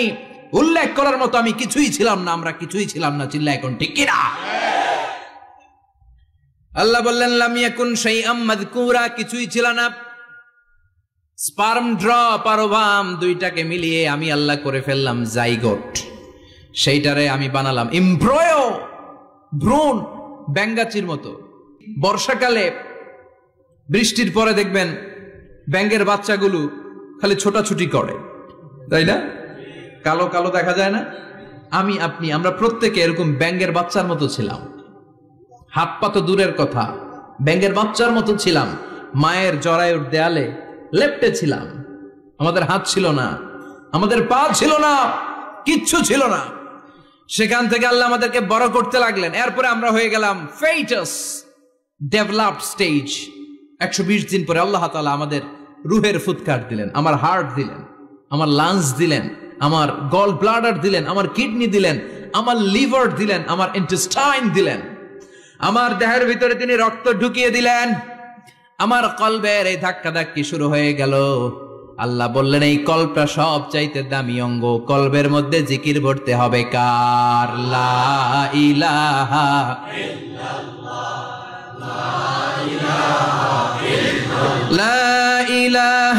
ইল্লাল্লাহু মুহাম্মাদুর রাসূলুল্লাহ সাল্লাল্লাহু।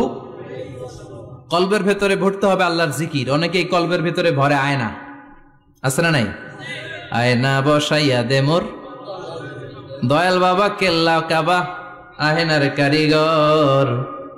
আয়না বসাইয়া দে মোর, তোর বাবার কলবেই তো আয়না নাই, তোরে কি আয়না দিবে বেটা? বিশ্বনবী কখনো বলেছেন কলবে আয়না বসাতে? বিশ্বনবীর সাহাবারা কলবে বসাতে হবে আল্লাহর জিকির। আলা বিজিক্রিল্লাহি তাতমাইন্নুল। দুনিয়ার কোনো কিছু কলবকে ঠান্ডা করতে পারে না, একমাত্র আল্লাহর জিকির ছাড়া। চিল্লা এখন ঠিক কিনা? এজন্য আল্লাহ বললেন হাল আতা আলাল ইনসানি হিনুম মিনাদ দাহরি লাম ইয়াকুন শাইআম মাযকুরা। প্রতিটা মানুষের জীবনে এমন একটা সময় ছিল উল্লেখ করার মতো কিছুই ছিলাম না। এই আয়াতটা যখন ইসলামের প্রথম খলিফা বিশ্বনবীর ডান হাত সাইয়েদনা আবু বকর পড়তেন, তিনি শুধু কান্না করতেন, চোখের পানি ফেলতেন আর বলতেন লাইতাহা তাম্মাত, হায় হায় আমার পুরো জীবন যদি এভাবেই কেটে যেত। লাম ইয়াকুন শাইআম মাযকুরা, মায়ের পেটের ভিতরে যখন ছিলাম কিছুই যখন ছিলাম না, এরকমই যদি থাকতাম কতই না ভালো হতো। লা নাবতালি ওয়ালা নালিদ, জন্মগ্রহণ করতাম না, পরীক্ষার সম্মুখীন হতাম না, জীবনটা যদি এমনিই কেটে যেত কতই না ভালো হতো। এজন্য আল্লাহ বললেন প্রতিটা মানুষের জীবনে এমন একটা সময় ছিল উল্লেখ করার মতো সে কিছু ছিল না। এরপর আল্লাহ বললেন ইন্না খলাকনাল ইনসানা মিন নুতফাতিন আমশাজিন নাবতালি ফাজআলনাহু সামিআন বাসীরা। নিশ্চয় আমি মানুষকে জমাট বাঁধা মিশ্রিত নুতফা থেকে তৈরি করেছি। বাবার শুক্রাণু মায়ের ডিম্বাণু দুইটাকে মিলিয়ে দিল কে? জরায়ের ভিতরে সেট করলো কে? আল্লাহ বললেন ফি কারারিম মাকিন, গোপনতম প্রকোষ্ঠে। যেই প্রকোষ্ঠে কোনো কবিরাজের কবিরাজি কাজে লাগে নাই, কোনো ডাক্তারের ডাক্তারি কাজে লাগে নাই, কিন্তু 9টা মাস ধরে খাবার পানি আর অক্সিজেন তোরে দিছে কে? আল্লাহ। আবার আল্লাহ বললেন ফি যুলুমাতিন সালাস, 3টা প্যাকেট পড়িয়ে তোরে আমি রেখেছি। যতটুকু টেম্পারেচারে রাখলে তুই বেঁচে থাকবি, ততটুকু টেম্পারেচারে তোরে রেখেছে কে? এজন্য আল্লাহ বললেন মিন নুতফাতিন আমশাজিন নাবতালি, তারপরে তোকে আমি পরীক্ষা করতে শুরু করলাম দুনিয়ায়। দুনিয়াতে আমাদের জন্য পরীক্ষা আছে না নাই? যে আল্লাহর কাছে যত প্রিয় তার পরীক্ষাও তত আশাদ্দুন নাসি বালাআন আল আম্বিয়া। দুনিয়ার মধ্যে সব চাইতে বেশি আল্লাহ পরীক্ষা করেছেন নবীদের, ঠিক না? সাইয়েদনা ইউসুফ আলাইহিস সালাম 10 বছর জেলে বন্দী ছিলেন। বিশ্বনবী 3 বছর জেলে বন্দী ছিলেন। শিয়াবে আবি তালেবের জেলখানায় বিশ্বনবী ছিলেন কি ছিলেন না? এজন্য জেল জরিমানা মুমিন ভয় পায় না, ঠিক কি না? আল্লাহ বললেন নাবতালি, তোকে আমি পরীক্ষা করব ভয় দিয়ে, ক্ষুধা দিয়ে, সম্পদের হানি ঘটিয়ে, প্রাণ নাশের হুমকি দিয়ে। ইসলামের কথা বলা এত সোজা না। আপনি ইসলামের কথা বলবেন, আপনার বিরুদ্ধে ষড়যন্ত্র আছে না নাই? কিন্তু এগুলো দেখার আমাদের সময় আছে নাকি? আমরা কোরআনের কথা বলেই যাব, কোরআনের শান্তির বাণী বিশ্বব্যাপী আমরা ছড়িয়েই দিব, ঠিক কি না? আল্লাহ বললেন সামিআম বাসীরা, এরপরে তোরে আমি চক্ষুষ্মান বানালাম, তোকে আমি কান দিলাম, চোখ দিয়ে দেখার সুযোগ দিলাম। চোখ আমাদেরকে দান করেছে কে? এই দুটি চোখ দিয়েছ বলে দেখি যে কত অপরূপ, নয়নাভিরাম খেতে খামারে জুড়াই জ্বালা বিধুর ধূপ, তোমারে দেয়া চোখের শুকুর জানাবো তার ভাষা কই, যতই দেখি ততই যেন পলক ছাড়া চেরই, ঠিক কি না? নিয়ামত আর নিয়ামতেই দু চোখ দিয়ে দেখি। এজন্য আল্লাহ বললেন আলাম নাজআল লাহু আইনাইনি ওয়া লিসানান ওয়া শাফাতাইনি ওয়া হাদাইনাহুন নাজদাইন। ও বান্দা, তোরে কি আমি চোখ দেই নাই? তোরে কি আমি জিহ্বা দেই নাই? ঠোঁট দেই নাই? চোখ দিয়েছে কে? আল্লাহ। কখনো ভাবছেন কি নিয়ামত নিয়ে আমরা ঘুরে বেড়াই? যার চোখ নাই সে জানে চোখ না থাকার কি জ্বালা। 2 মিলিমিটার ডাইমেনশনের ছোট্ট এই চোখ নিয়ে আমার ভাইরে আমি যেমনে দেখি, আবার দূরের সূর্যের দিকে তাকালো একই অ্যাঙ্গেলে দেখি, ঠিক কি না? ক্যামেরার মধ্যে অনেক দূরের জিনিস দেখা যায় না, কিন্তু এই চোখ দিয়ে লক্ষ কোটি মাইল দূরে থাকা তারা নক্ষত্রগুলোকেও দেখা যায়, ঠিক কি না? এই ক্যামেরার ভেতরে জুমিং পাওয়ার যদ্দূর আছে, কমসে কম তার 20 গুণ জুমিং পাওয়ার আল্লাহ চোখের ভেতরে দিয়েছে। ক্যামেরাতে যে পরিমাণ মেগাপিক্সেল আছে তার চেয়ে কয়েকশো গুণ বেশি মেগাপিক্সেল আল্লাহ চোখের ভেতরে ঢুকিয়ে দিয়েছে। আমরা যখন কোনো জিনিসের দিকে তাকাই, একটা লাইট এসে রিফ্লেক্ট করে, সেটা আবার ব্যাক করে আমার চোখের পেছনে রেটিনা থাকে। কি থাকে? এই রেটিনাতে যে নক করে, নক করার সাথে সাথে ওই আলোটাকে ইলেকট্রিক্যাল সিগন্যালের মাধ্যমে ট্রান্সমিট করে এটা ব্রেইনের একটা এরিয়া আছে, ভিজুয়াল এরিয়া, ভিশন এরিয়া, ওই ভিজুয়াল এরিয়াতে পাঠায়। তখন মুহূর্তের মধ্যে আমরা এটা দেখে ফেলি। এই দেখার জন্য কত কিছু হয়ে গেল, কিন্তু আমরা টের পাই না। 1 সেকেন্ডের কয়েক হাজার ভাগের কম সময়, 1 মাইক্রোসেকেন্ড, তারও কম সময়, 1 ন্যানো সেকেন্ডে আমরা তাকাই আর দেখি। কোন সুবহানাল্লাহ। আবার আল্লাহ কান দিলেন, সাউন্ড ওয়েভ তৈরি হয়, শব্দ তরঙ্গ আমাদেরকে শুনতে সাহায্য করে। এগুলোকে বলে ইয়ার ক্যানেল। এই ক্যানেলের ভেতর দিয়ে ঢুকে। অনেকে বলে এই পেছানো পেছনে এগুলো আল্লাহ দিল কেন? মা খালাকতা হাযা বাতিলা। আল্লাহ কোনো কিছু এমনি এমনি দেয় নাই। সুবহানাল্লাহ পড়েন। এমনি এমনি না, এই যে কানের ভেতরে পেছানো পেছনে এগুলো আমরা যেন ঠিকঠাক ভাবে শুনতে পাই, এজন্য দিয়েছেন। সাউন্ড, শব্দ তরঙ্গটা এসেই এই ক্যানেল দিয়ে ঢুকতে হয়। আপনি কান কেটে যদি কান কাটা রমজান হয়ে যান, কিচ্ছু শুনতে পাবেন না। কান কাটা রমজান শুনছেন? ছোটবেলা আমরা শুনতাম কান কাটা রমজান। তো এই কান যদি আপনি কেটে দেন, আপনি কিন্তু কিছু শুনতে পাবেন না। এটা এয়ার ক্যানেল। এই ক্যানেল দিয়ে ঘুরে ঘুরে ঢুকতে হবে ভিতরে। ঢুকেই এয়ার ড্রাম আছে, এয়ার ড্রামে এটা নক করে। মানবদেহের সবচেয়ে 206টা হাড্ডির মধ্যে থেকে সবচেয়ে ছোট সাইজের হাড্ডি থাকে কানের ভেতরে। এটার আবার 3 ভাগ, outer air, middle air, the inner air.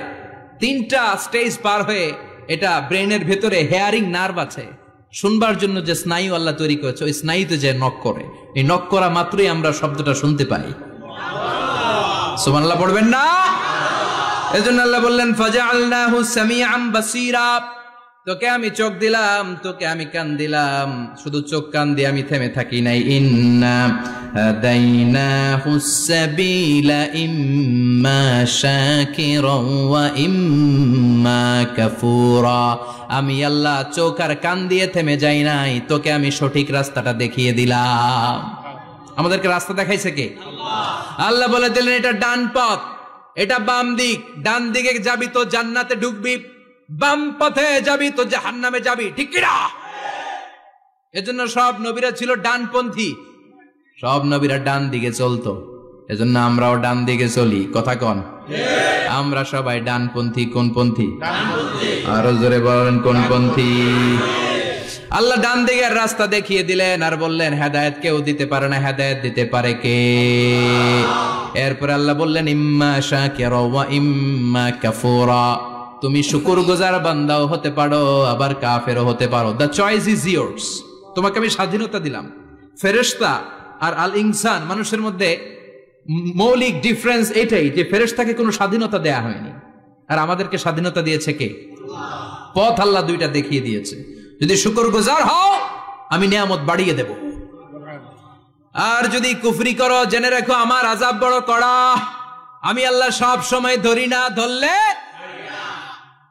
ধরে ধরে ধরে না, ধরলে আল্লাহ সারে না। তুমি শাকুর হতে পারো, আবার কাফুর হতে পারো। এখানে আল্লাহ তাআলা মানুষের হিউম্যান বিহেভিয়ারাল ক্যারেক্টারিস্টিক্স নিয়ে কথা বলছেন, যে এক একটা মানুষের কত রূপ হতে পারে। আমার এক বিহেভিয়ার, ভাইয়ের এক বিহেভিয়ার, আপনার এক বিহেভিয়ার, এক একজনের এক এক ম্যানার, এক এক অ্যাটিটিউড। একজনের অ্যাটিটিউডের সাথে আরেকজনের অ্যাটিটিউডের কোনো মিল আছে? আল্লাহ এখানে কেবল দুইটার কথা বললেন, শাকিরা, ইম্মা শাকিরা ওয়া ইম্মা কাফুরা। তুমি শুকরগুজার হতে পারো, আবার চাইলে কাফুরাও হতে পারো। সুবহানাল্লাহ পড়েন। মানুষের আচরণ নিয়ে এভাবে আল্লাহ কোরআনে অনেক কথা বললেন। এক জায়গায় আল্লাহ বললেন আজুলা, মানুষ কি, আরেক জায়গায় বললেন মানুয়া, আরেক জায়গায় বললেন জাজুয়া, আরেক জায়গায় বললেন যালুমান জাহুলা, আরেক জায়গায় বললেন ইয়াউসা। এক এক মানুষ এক এক ধরনের।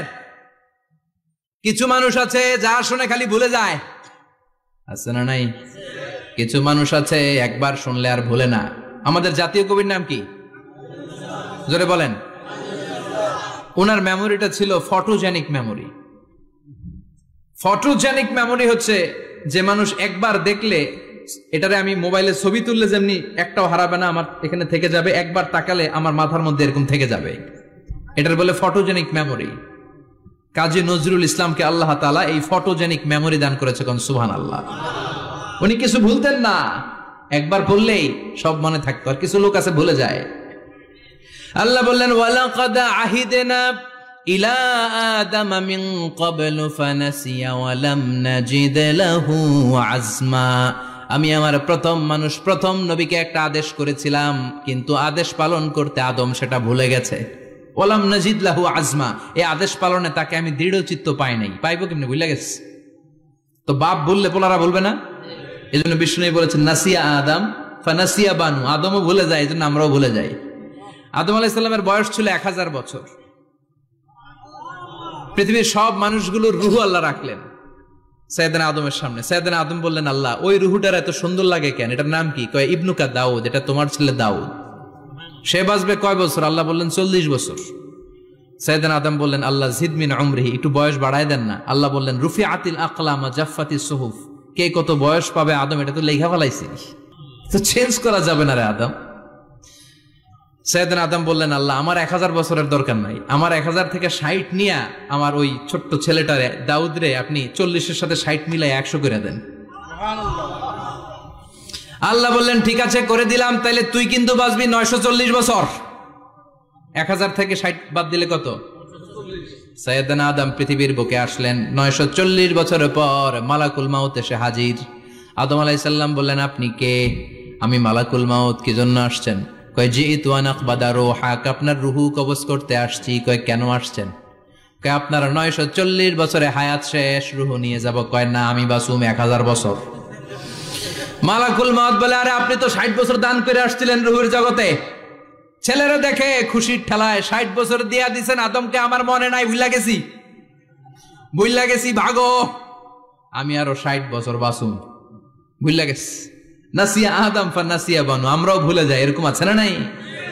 খাইয়াও কয় খাই নাই, নিছিলাম পকেটে কয় নেই নাই, দিছিলাম কয় দেই নাই, আছে না নাই? বিশ্বনবীও মাঝে মাঝে এরকম ভুলে যেতেন। কদরের রাত বিশ্বনবী বলেছেন রমজানের শেষ দশকের বেজর রাতে তালাশ করো। 21, 23, 25, 27, 29। আমাদের দেশে শুধু ঘটা করে 27-এ রমজান পালন করে। আপনি 27 তারিখে আবাদত করলেন, বাকি 4টা অড নাইট বেজর রাতে যদি আবাদত না করেন, হতে পারে ওই বছরের কদর ছিল 21-এর রাতে, হতে পারে না? তখন আপনি কপাল পোড়া, সব শেষ। এজন্য বুদ্ধিমানের কাজ হচ্ছে সবগুলা বেজর রাত্রিতে সমান তালে আবাদত করা। বিশ্বনবীকে আল্লাহ তাআলা কদরের রাত আসলে কোনটা জানিয়ে দিয়েছিলেন সাহাবীদেরকে জানানোর জন্য বিশ্বনবী ঘর থেকে বের হলেন। ফাতালাহা ফুলান ওয়া ফুলান, ঘর থেকে বের হওয়ার পরে বিশ্বনবী দেখলেন 2 বেড়া ঝগড়া লাগছে। ওই 2 জনের ঝগড়ার দিকে বিশ্বনবী মনোযোগী হলেন। হঠাৎ করে কোন তারিখের কথা আল্লাহ বললেন বিশ্বনবী ভুলে গেলেন। বিশ্বনবী বললেন ফারুফিআত নাসিতু, কদরের রাত কোন রাত আল্লাহ আমার কইছিল, কিন্তু ঝগড়া দেখে আমি ভুলে গেছি। আবার বিশ্বনবী কোরআন পড়তে পড়তে আয়াত ভুলে যেতেন। আল্লাহরে বলছেন, আল্লাহ আল্লাহুম্মা যাক্কিরনা মিনহুমা নুসিনা ওয়া আল্লিমনা মিনহুমা জাহিলনা। ও আল্লাহ, কোরআনের যা আমি ভুলে যাই আমারে স্মরণ করিয়ে দেন, আর যেটা আমি বুঝতে পারি না সেটাকে বোঝার মতো ক্ষমতা আমার দেন। আল্লাহ বললেন, সানুকরিউকা ফালা তানসা। ও নবী, আজকে থেকে এমন ভাবে কোরআন তোমার সিনার ভেতরে ঢুকায় দেব, মরণের আগের দিন পর্যন্ত কোরআনের একটা আয়াত ভুলবা না। এজন্য কিছু মানুষ আছে ভুলে যায়, আবার কিছু মানুষ আছে ডবল স্ট্যান্ডার্ড। কি করে? Double standard. আল্লাহ এদের নাম দিয়েছে মুযাবযাবিন, নেহি আদার নেহি উদার, দারমিয়ান মে সদর বদর। এরা ডানেও যায় না বায়েও যায় না, এরকম কিছু কিসমতের লোক আছে না নাই? নৌকা চিনেন? দুই নৌকায় পাড়া দিলে যে অবস্থা, এদের অবস্থাটা ওই রকম। দুই নৌকায় পাড়া দিয়ে বেশিক্ষণ থাকা যায়? কথা বলেন, বেশিক্ষণ থাকা যায় না। হয় এই নৌকায় উঠতে হবে, না হয় ওই নৌকায় উঠতে হবে। এরা দুমুখ সাপের মতো, এদের ভিতরে এক বাইরে আরেক, এর নাম মুনাফিক। চিল্লায় বলেন, ভিতরে এক বাইরে আরেক, এর নাম বলে মধু, খাওয়ায় কি? এরা উপর দিয়া ফিটফাট, ভিতর দিয়া সদরঘাট। চিনেন সবাই? তা আমরা মুযাবযাবিন হতে চাই না, আমরা মানুষের মতো মানুষ হতে চাই। সূরাতুল ইনসানের শিক্ষা হচ্ছে লাম ইয়াকুন শাইআম মাযকুরা। একটা সময় ছিল আমাদের জীবনে উল্লেখ করার মতো আমরা কিছুই ছিলাম না। এজন্য সব সময় বিপদে আপদে ভরসা রাখতে হবে একজনের উপর। চিল্লায় বলেন, তিনি কে? আল্লাহ। আর ছেলে মেয়েদেরকে এই কোরআনটা শিখায় দিতে হবে। এই কোরআন শিখায় দিলে ছেলেমেয়েরা মানুষের মতো মানুষ হবে। কি হবে? সবাই বলেন, কি হবে? আল্লাহ পাক আমাদের সবাইকে কথাগুলো বুঝার ও আমল করার তৌফিক দান করুক। আমরা পড়ি আমিন। সুবহানাকাল্লাহুম্মা ওয়া বিহামদিকা আশহাদু আল্লা ইলাহা ইল্লা আনতা আস্তাগফিরুকা ওয়া আতুবু ইলাইক। নিয়মিত ইউটিউব ভিডিও দেখতে সাবস্ক্রাইব করুন। নতুন নতুন ভিডিও পেতে ঘন্টা বাটনটি চাপুন।